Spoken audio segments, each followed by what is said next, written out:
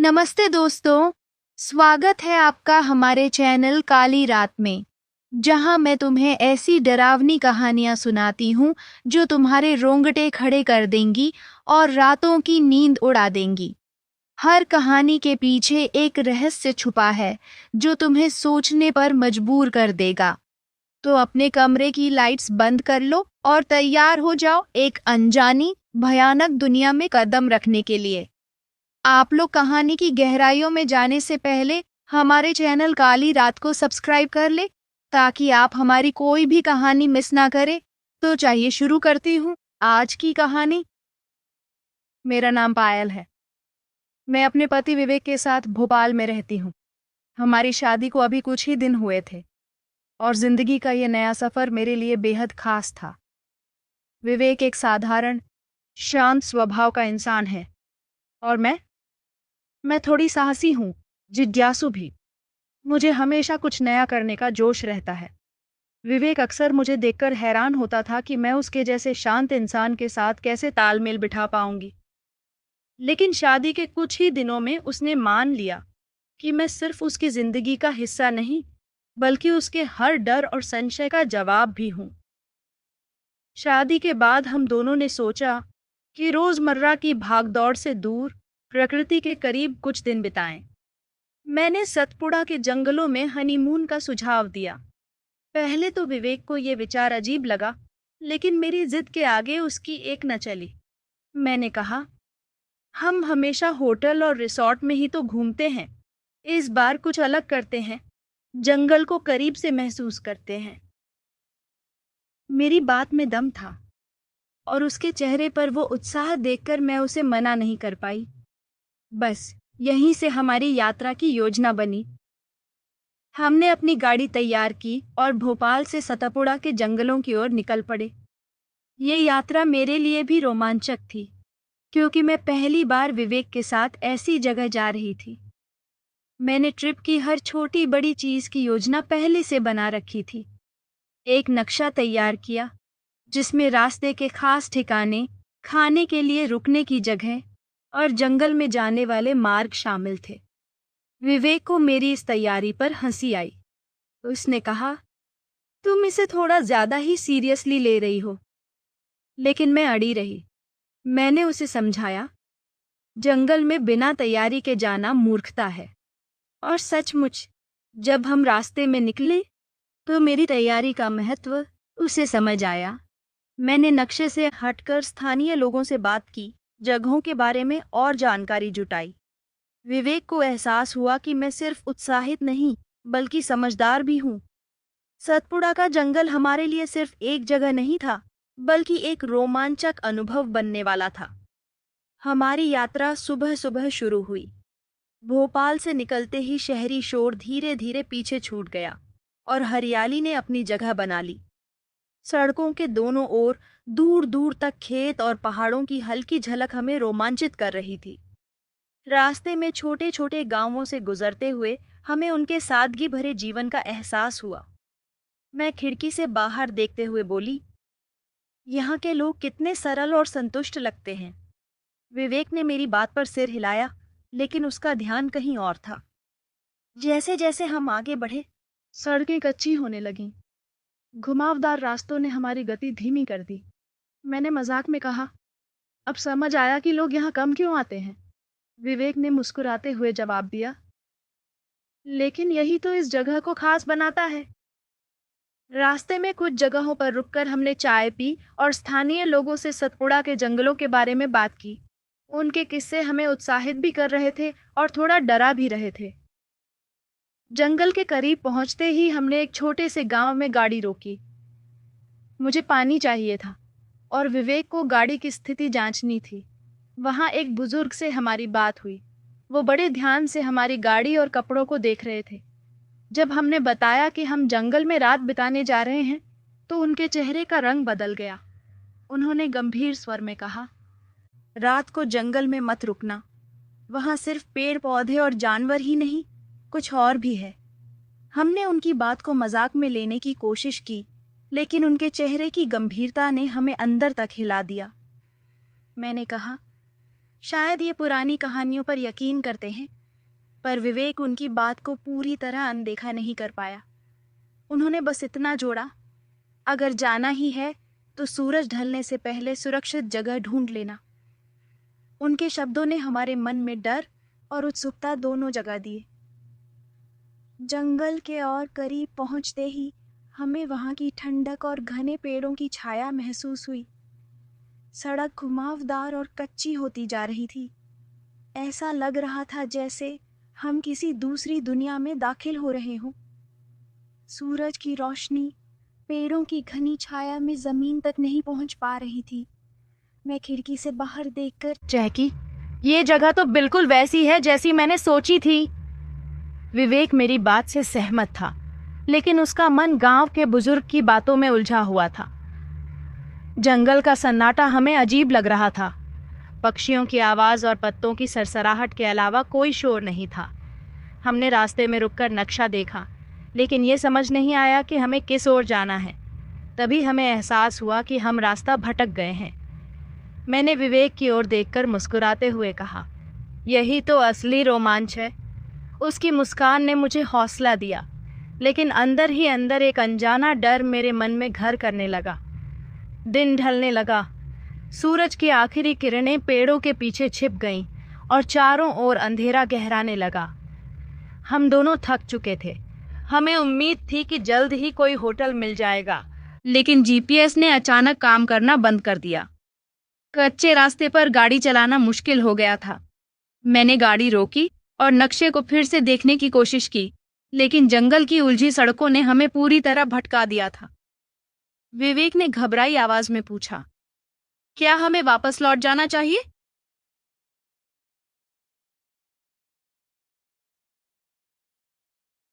मैंने कहा, रास्ता ढूंढते हैं, शायद कोई संकेत या गांव मिल जाए। उसे शांत करने की कोशिश की, लेकिन अंधेरे में गाड़ी की हेडलाइट्स से भी दूर तक देखना मुश्किल था। हर मोड़ के साथ ये एहसास गहराता जा रहा था कि हम कहीं फंस गए हैं। तभी दूर से एक हल्की रोशनी दिखी। मैंने खिड़की से बाहर देखते हुए कहा, क्या वो कोई कुटिया है? विवेक ने गाड़ी की रफ्तार धीमी की और उस रोशनी की ओर बढ़ा। जैसे जैसे हम करीब पहुंचे, हमें एक छोटी सी कुटिया दिखी। जंगल के बीचों बीच बनी इस कुटिया से आती पीली रोशनी माहौल को रहस्यमय बना रही थी। यहाँ कोई रहता होगा, मैंने कहा, शायद हमें मदद मिल जाए। कुटिया की छत पर सूखी घास और लकड़ियां थीं, लेकिन इसकी दीवारें अजीब तरह से चमक रही थीं, जैसे किसी रहस्यमयी चीज से बनी हो। विवेक ने कहा, तुम्हें यह जगह थोड़ी अजीब नहीं लग रही? मैंने उसकी बात को अनसुनाकर गाड़ी रोकी। हम कुटिया के पास पहुंचे और हल्के से दरवाजा खटखटाया। अंदर से एक धीमी आवाज आई, आओ, अंदर आओ। हमने एक दूसरे की ओर देखा और संकोच के साथ दरवाजा खोला। अंदर एक महिला खड़ी थी। उसकी सुंदरता ऐसी थी कि उसे शब्दों में बयां करना मुश्किल है। वो करीब 30 से 35 साल की लग रही थी, लेकिन उसकी आंखों में एक अजीब सा जादू था। काली जुल्फें उसकी पीठ पर लहरा रही थीं। गहरे लाल रंग की साड़ी उसकी चमकती त्वचा पर और निखर रही थी। मैं माया हूँ, उसने मुस्कुराते हुए कहा। इस जंगल में तुम्हारा स्वागत है। मैंने उसकी ओर देखा और विवेक के कान में फुसफुसाया, ये महिला कौन है? इस घने जंगल में अकेली कैसे रहती है? विवेक ने जवाब दिया, शायद यहीं की रहने वाली होगी। लेकिन मैं देख सकती थी कि वो भी उसके बारे में जानने को उत्सुक था। माया ने हमें अंदर आने का इशारा किया। उसकी आवाज में कुछ ऐसा था जो सीधे दिल तक उतर जाता था। तुम लोग थके हुए लगते हो, मैं तुम्हारी मदद कर सकती हूँ, उसने कहा। उसकी मौजूदगी से एक अजीब सी बेचैनी हो रही थी, लेकिन फिर भी हमने उसके बुलावे को स्वीकार कर लिया। कुटिया बाहर से जितनी साधारण दिखती थी, अंदर से उतनी ही भव्य थी। लकड़ी के फर्श पर सफेद चादर बिछी थी और दीवारों पर अजीब से चित्र बने हुए थे। माया ने हमें बैठने को कहा और पूछा, तुम लोग कहाँ जा रहे थे? विवेक ने उसे हमारी स्थिति बताई कि हम रास्ता भटक गए हैं। उसने हल्की मुस्कान के साथ जवाब दिया, ये जंगल अपने मेहमानों को आसानी से बाहर नहीं जाने देता। उसकी बात ने हमें असहज कर दिया। मैंने धीरे से कहा, हम सिर्फ एक रात रुकेंगे, सुबह निकल जाएंगे।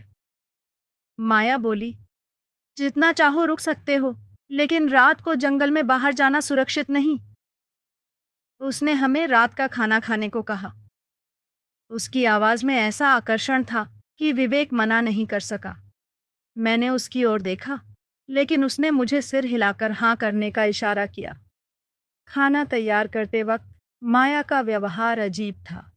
उसकी हर हरकत में एक शांति और लय थी। जब उसने खाना परोसा, तो उसकी खुशबू कुछ अलग थी। कुटिया का माहौल भी रहस्यमय था। दीवारों पर जलते दीपक, छत से लटकती फूलों की मालाएं और एक कोने में रखा बड़ा सा दर्पण, जिसमें हमारी परछाई अजीब लग रही थी। मैंने विवेक से धीरे से कहा, ये सब कुछ सामान्य नहीं लग रहा। उसने मुझे शांत रहने का इशारा किया, लेकिन मैं देख सकती थी कि वो भी बेचैन था। खाते वक्त विवेक ने माया से उसके बारे में पूछा। उसने मुस्कुराते हुए कहा, मैं इस जंगल की रानी हूँ। उसकी आंखों में एक चमक थी। ये कुटिया तुम्हारा स्वागत करती है। तुम्हें जो चाहिए वो यहाँ मिलेगा। उसकी बातें रहस्यमयी थीं, लेकिन उसकी आवाज हमें उसकी बात मानने को मजबूर कर रही थी। मुझे लगा कि हम किसी ऐसी जगह आ गए हैं जो साधारण नहीं है। माया की मौजूदगी मुझे परेशान कर रही थी। उसकी आंखों की गहराई और शब्दों का जादू ऐसा था कि विवेक उससे नजरें नहीं हटा पा रहा था। खाना खाने के बाद हम सोने गए। मैं थकी हुई थी, लेकिन नींद नहीं आ रही थी। विवेक को तुरंत नींद आ गई। वो सपने में कुछ बड़बड़ा रहा था। सुबह जब वो जागा, तो उसका चेहरा पीला पड़ गया था। मैंने पूछा, क्या हुआ? उसने कहा, बस एक बुरा सपना था। लेकिन मैं देख सकती थी कि वो सपना उसे परेशान कर रहा था। मैंने उससे कहा, हमें ये जगह जल्दी छोड़ देनी चाहिए।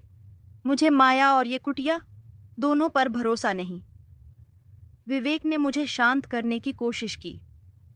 तुम बेवजह परेशान हो रही हो। लेकिन उसकी आवाज में भी घबराहट थी। सुबह माया हमारे पास आई। उसकी मुस्कान में एक उदासी थी। उसने कहा, तुम लोग इस जंगल के बारे में क्या जानते हो? मैं चुप रही, लेकिन विवेक बोला, बस इतना कि ये घना और रहस्यमय है। माया ने गहरी सांस ली और कहना शुरू किया, ये जंगल साधारण नहीं, ये श्रापित है, और मैं इस श्राप का हिस्सा हूं। उसकी बातें सुनकर मेरा दिल धड़कने लगा। विवेक ने पूछा, तुम्हारा मतलब क्या है? उसने कहा, सदियों पहले मैं इस राज्य की राजकुमारी थी। ये जंगल मेरा घर था।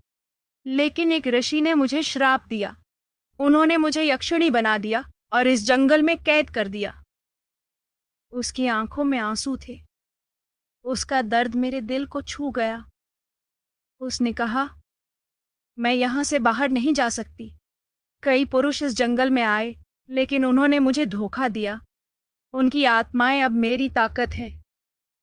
ये सुनकर मेरी रीढ़ में सिहरन दौड़ गई। मैंने डरते हुए पूछा, तुम्हारे इरादे क्या हैं? माया ने मेरी ओर देखकर कहा, तुम्हें डरने की जरूरत नहीं। अगर तुमने मेरा दिल नहीं तोड़ा, तो मैं तुम्हें जाने दूंगी। उसने हमें अपनी पूरी कहानी सुनाई। वो एक राजकुमारी थी, जिसे योद्धा अर्जुन से प्यार हो गया था। वो मेरी दुनिया था। उसने कहा, हमने जंगल में मिलने का वादा किया था, लेकिन वो युद्ध में मारा गया। उसकी मौत का दुख मुझे सहना पड़ा, लेकिन असली घाव तब लगा जब मुझे पता चला कि वो मुझसे प्यार नहीं करता था। वो मेरे राज्य को हड़पना चाहता था। उसकी आंखें आंसुओं से भर गईं। उसके धोखे ने मुझे तोड़ दिया। मेरे पिता ने भी मुझे छोड़ दिया। एक ऋषि ने मुझे ये श्राप दिया, और अब मैं सिर्फ दर्द और बदले की आग में जल रही हूँ। उसकी कहानी सुनकर मेरा दिल भर आया, लेकिन मुझे शक भी हो रहा था। मैंने विवेक से कहा, ये सब झूठ हो सकता है। हो सकता है वो हमें फंसाने की कोशिश कर रही हो। विवेक बोला, उसकी आंखों में दर्द साफ दिखता है। मैंने कहा, दर्द और सच्चाई में फर्क होता है। माया की बातों पर यकीन करना मुश्किल था, लेकिन उसकी मौजूदगी हमें अपनी ओर खींच रही थी। रात को मैंने विवेक से कहा, मुझे लगता है माया कुछ छुपा रही है। मैं इसके बारे में जानना चाहती हूँ। उसने मुझे रोका। ये खतरनाक हो सकता है, लेकिन मैं अड़ी रही। मैंने कुटिया के चारों ओर देखना शुरू किया। दीवारों पर बने चित्र और वहां रखी चीजें अजीब थीं। एक कोने में एक संदूक मिला। मैंने पूछा, ये क्या हो सकता है? विवेक ने कहा, शायद इसे नहीं छूना चाहिए। लेकिन मैंने संदूक खोल दिया। अंदर से एक अजीब गंध आई। उसमें पुराने कागज और गहने थे। एक कागज पर माया और अर्जुन की तस्वीर बनी थी। मैंने कहा, ये महिला खतरनाक है। हमें सुबह यहाँ से निकलना होगा। रात गहरी हो चली थी। जंगल का अंधेरा डरावना लग रहा था। हर ओर से अजीब आवाजें आ रही थीं। पत्तों की सरसराहट, हवा में एक विचित्र गंध और कभी-कभी चीखें। मैंने विवेक का हाथ कसकर पकड़ रखा था। मैंने धीरे से कहा, ये जगह सामान्य नहीं है। माया कुटिया में थी, लेकिन ऐसा लगता था कि उसकी मौजूदगी पूरे जंगल में फैली हुई है। मैंने खिड़की से बाहर झांका, लेकिन अंधेरा इतना गहरा था कि कुछ दिखाई नहीं दिया। तभी एक औरत की हंसी सुनाई दी। ये माया की हंसी थी। उसकी आवाज ने हमें डरा दिया। विवेक ने कहा, शायद ये माया का खेल है। लेकिन मैं देख सकती थी कि वो भी डर रहा था। मैंने विवेक से कहा, मुझे लगता है हमें यहाँ से निकलने का रास्ता ढूंढना चाहिए। उसने मुझे रोका। ये खतरनाक हो सकता है। लेकिन मैं नहीं मानी। मैंने एक लालटेन उठाई और बाहर निकल पड़ी। विवेक मेरे पीछे आया। कुछ दूर चलने के बाद हमें एक पुराना मंदिर दिखा। उसकी दीवारों पर माया जैसी एक औरत की मूर्ति बनी थी। मूर्ति की आंखें चमक रही थी, जैसे वो हमें देख रही हो। मैंने फुसफुसाते हुए पूछा, ये क्या है? हमने मंदिर में कदम रखा। वहां धूल और खंडहरों के बीच एक पुजारी की आत्मा खड़ी थी। उसने गहरी आवाज में पूछा, तुम लोग यहाँ क्यों आए? मैंने साहस जुटाकर कहा, ये मंदिर किसका है? ये मूर्ति किसकी है? पुजारी ने कहा, ये माया का मंदिर है। वो सिर्फ एक महिला नहीं, एक श्रापित आत्मा है। उसका वजूद इस जंगल में कैद है, लेकिन उसकी शक्ति असीम है। उसने आगे कहा, वो प्रेम में धोखा खाई आत्मा है और अब बदले की भूखी है। जो भी उसकी ओर आकर्षित होता है, वो उसका शिकार बनता है। मैंने पूछा, इस श्राप से छुटकारा कैसे मिलेगा? पुजारी बोला, ये आसान नहीं। माया की आत्मा को मुक्त करना होगा। लेकिन वो अपनी मुक्ति नहीं चाहती। उसे सिर्फ दर्द और बदला चाहिए। ये सुनकर मेरा चेहरा सख्त हो गया। मैंने कहा, हमें इससे लड़ना होगा। पुजारी ने चेतावनी दी, अगर तुम उसकी योजना में फंसी, तो वो तुम्हारी आत्मा को भी कैद कर लेगी। विवेक ने कहा, हमें यहाँ से निकलना चाहिए। लेकिन मैंने कहा, अगर हम इसे नहीं रोकेंगे, तो ये हमें खत्म कर देगी। मंदिर से लौटते ही माया ने विवेक को अपने पास बुलाया। उसकी आंखें चमक रही थीं। उसने कहा, विवेक, तुम मेरे बारे में क्या सोचते हो? विवेक उसकी ओर देखता रहा। उसकी आवाज में जादू था। तुम मेरी मदद कर सकते हो, उसने कहा। विवेक ने पूछा, कैसे? उसने जवाब दिया, बस मेरे साथ रहो। मैं अकेली हूँ। मुझे तुम्हारी जरूरत है। उसकी बातों ने विवेक को मोहित कर लिया। मैंने उसे खींचकर वहां से ले जाकर कहा, विवेक, ये तुम्हारे साथ क्या कर रही है? तुम उसके प्रभाव में आ रहे हो। लेकिन वो माया की बातों में खोया हुआ था। मैंने मंदिर से लाई चीजों का इस्तेमाल शुरू किया। कुछ मंत्र पढ़े और कुटिया की जांच की। माया ने ये देखा और उसकी मुस्कान गायब हो गई। उसने कहा, तुम्हें मुझसे डरने की जरूरत नहीं, लेकिन अगर तुमने मुझे रोकने की कोशिश की तो परिणाम बुरे होंगे। मैंने जवाब दिया, तुम हमें कैद नहीं कर सकती। माया की आंखें लाल हो गईं और हवा ठंडी हो गई। ये एक मानसिक और आध्यात्मिक जंग की शुरुआत थी। माया ने विवेक को फिर लुभाने की कोशिश की। उसने कहा, विवेक, मेरे साथ रहो, मैं तुम्हें वो सब दूंगी जो तुम चाहते हो। मैंने बीच में आकर कहा, विवेक, उसकी बातों में मत आओ, ये जाल है। माया ने ठंडी हंसी के साथ कहा, पायल, ये जंगल अब तुम्हारे खिलाफ है, तुम इसे नहीं जीत सकती। मैंने विवेक का हाथ पकड़ा और कहा, तुम मुझ पर भरोसा करते हो या नहीं, ये तुम्हें तय करना है, लेकिन मैं इसे हारने नहीं दूंगी। मैंने विवेक से कहा, यहाँ रुको, मुझे कुछ करना है। अगर मैं सफल हुई तो हमें इस जंगल से निकलने का मौका मिलेगा। माया ने मुझे रोकने की कोशिश की, लेकिन मैं मंदिर की ओर बढ़ गई। वहां पुजारी की आत्मा को पुकारा और पूछा, इस श्राप को खत्म करने का कोई तरीका है? उसने कहा, हाँ, एक प्राचीन अनुष्ठान है। इसके लिए जंगल के केंद्र में यज्ञ स्थल तक जाना होगा, लेकिन तुम्हारे साथी को माया के प्रभाव से बाहर आना होगा। मैंने विवेक की ओर देखा और कहा, तुम्हें खुद पर काबू करना होगा। मैं अनुष्ठान शुरू करूंगी, लेकिन तुम्हें मेरी रक्षा करनी होगी। माया ने यह सुना और गुस्से से चीखी, तुम ये अनुष्ठान पूरा नहीं कर पाओगी। लेकिन मैंने तैयारी शुरू कर दी। जैसे ही अनुष्ठान शुरू हुआ, जंगल में एक अजीब गूंज फैल गई। माया ने अपने जादू से विवेक को लुभाने की कोशिश की, लेकिन इस बार वो मेरे साथ खड़ा रहा। उसने माया से कहा, तुम्हारी शक्ति झूठ पर टिकी है, मैं तुम्हारी बातों में नहीं आऊंगा। मैंने अनुष्ठान के आखिरी चरण में मंत्र पढ़े। अचानक एक तेज रोशनी फैली। माया चीखी, नहीं, ये संभव नहीं।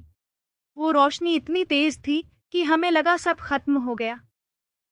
लेकिन जब शांति हुई, माया की आकृति बदल गई। उसका गुस्सा दुख में बदल गया। उसने कहा, मुझे माफ कर दो, मैं अपने दर्द में अंधी हो गई थी। मैंने उसकी ओर देखा और कहा, तुम्हारा श्राप खत्म हो चुका है, तुम्हारी आत्मा अब मुक्त है।